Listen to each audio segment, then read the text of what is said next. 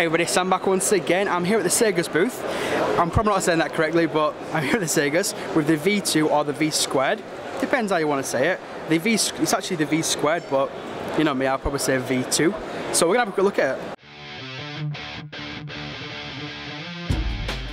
So yes, here it is, the phone that got all the hype at CES. I made my way to the booth, been speaking to this lovely gentleman here, but speaking to the co-owner and a lovely gentleman called Tim.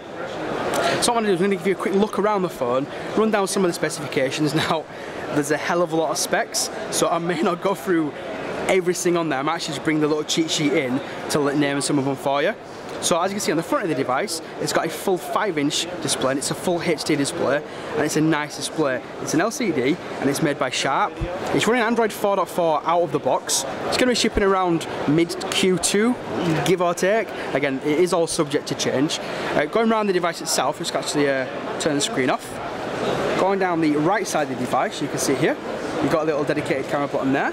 This here is the actual biometric kind of little sensor, which is pretty damn cool on that. This one here, you've got your power button to turn it back on. You've got your volume up and down. And this here is for the wireless, I'm just going to call it wireless HDMI. And I've had a demo of it, and it is bloody impressive to say the least. Jump at the top of the device, here you've got a little, I think that's the IR blaster. Going around the device, you've got there a little microphone. Nothing all down the left side of the device, so it's nice and flush. And then jumping onto the bottom of it, it's a little bit different as this one. You see there, you've got a 3.5mm headphone jack, your micro USB for charging and syncing it, and there's your speaker. You've got a little speaker there, as you can see at the top, the one there.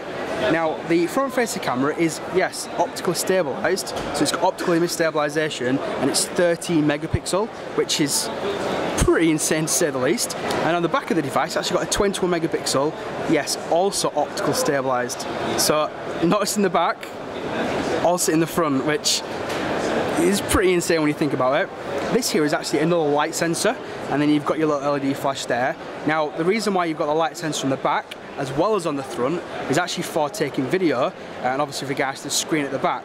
So you've got to think, if you do any video going around, instead of just using the camera sensor, it uses the light sensor as well. That's the first I've seen. I've not actually seen that before in the past. I'm just going to show you some of the actual UI itself. Now, it does run stock Android, which we all do like. And again, yes, it is running KitKat out of the box, but it will be upgradable to Lollipop in the future, which is all nice and dandy. So we'll just show you that there. So we'll go to the top.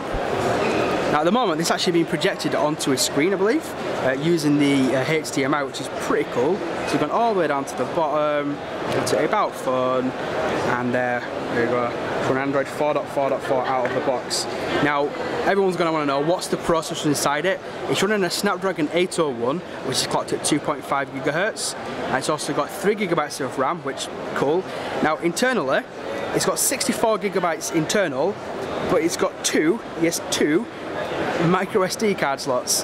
Now, as you probably know, SanDisk have just announced some new 200 GB cards, so theoretically, you could bang those bad boys in there with this 64 on board and have 464 GB of internal storage. So as you can see here, here's the actual back of the phone, where you can have your SIM card in there.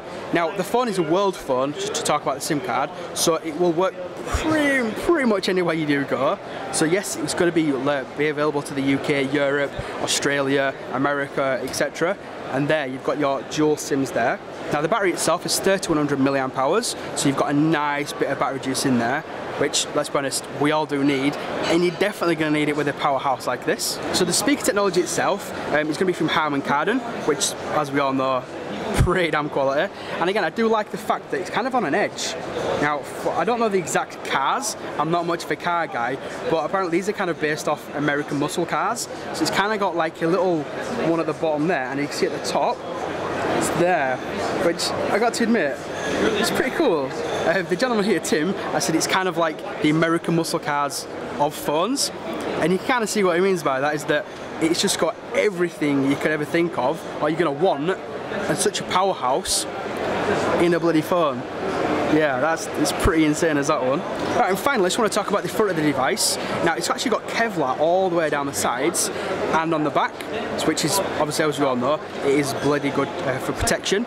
But it's actually so light, which I was surprised, because it's not the thinnest phone in the world, but it feels nice in the hand, which Personally, I'd rather have a comfortable phone in my hand than something that's too thin. Like, I mean, I love my iPhone, don't get me wrong, but it's you can't have it without a case. And with a case, mine's thicker than this, which kind of defeats the object at the end of the day.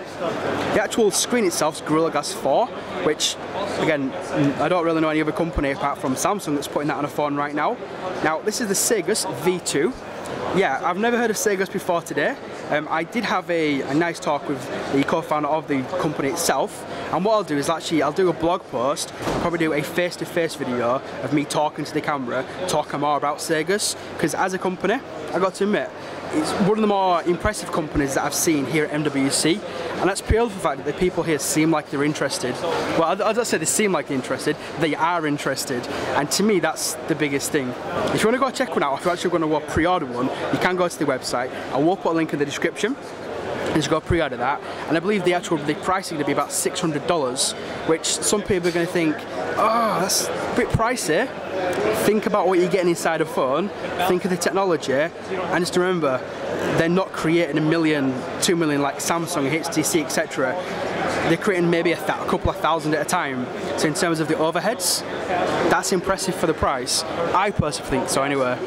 But anyway people, that's it. That is my hands-on with the Saygus V2. If you've got any questions regards to this or anything else, leave me a comment down below and I'll be sure to answer you.